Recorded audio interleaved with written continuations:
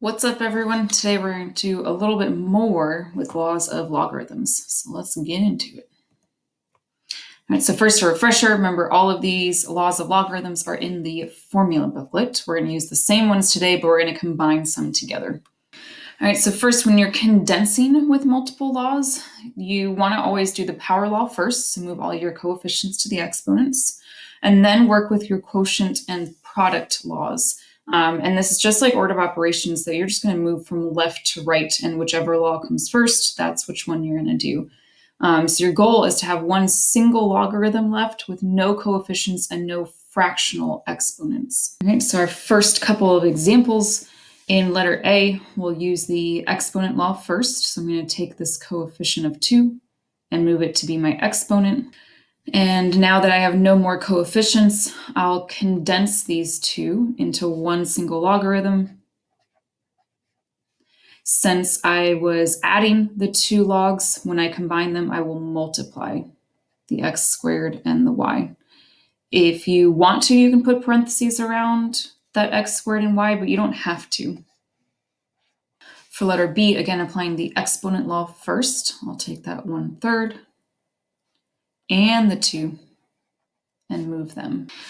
All right, so before I start applying the product and quotient laws, I do notice that I have this fractional exponent. So because the x is being raised to the 1/3 power, I'm going to change that to be the cube root of x. And you don't have to change it now, but it does need to be changed at some point, either now or towards the end. It's your choice. I just went ahead and did it now. And now I'll start combining things together again, working left to right. So I can combine these two together first. So I'll have the natural log of y times 3, or 3y.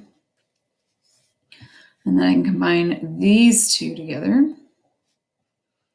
So I'll have the natural log of, I'm subtracting this time, so 3y divided by the cube root of x.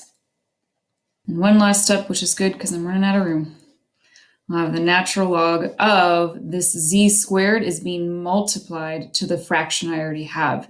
So remember, when I'm multiplying a fraction by a whole number, I'm going to put that z squared over 1, so I remember that I'm multiplying straight across, so that z squared will join the 3y in the numerator.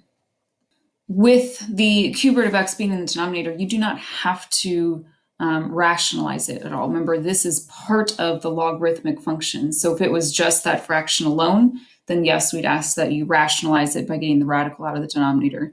Doesn't matter in this case, since it's part of the logarithmic function, you can just leave it exactly like that. All right, so I encourage you to pause and try these two on your own.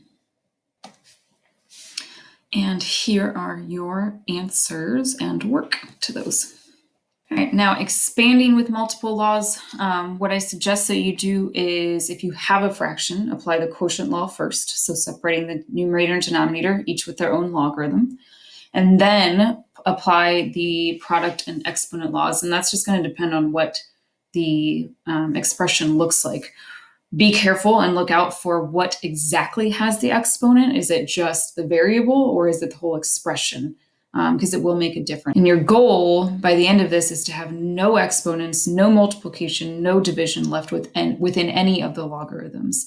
And that includes coefficients. So a 2x that we usually just kind of group together and think of it as one thing, it's 2 times x, so that even would have to get separated. So let's look at a couple examples. In example 2, we're asked to expand. So again, with letter A, I see it has this fraction, so I'll go ahead and apply the quotient law first. And then there's no multiplication here, but I do have an exponent of 3, so I'll go ahead and move that 3 as the exponent out to the front of just that logarithm. And that's it for letter A.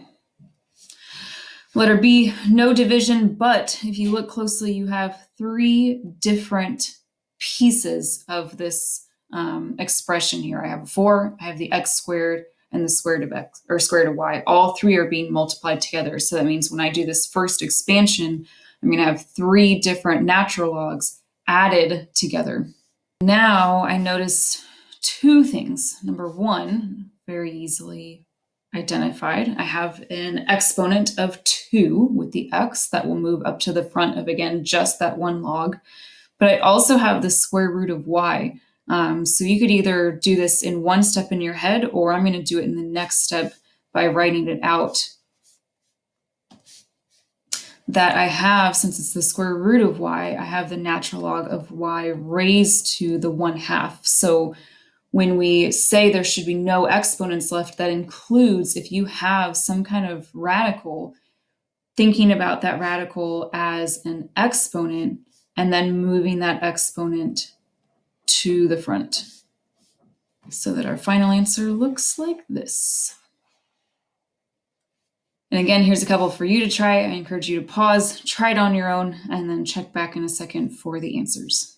And here are your answers to those two. And I hope this makes sense to bring together all three of those laws of logarithms.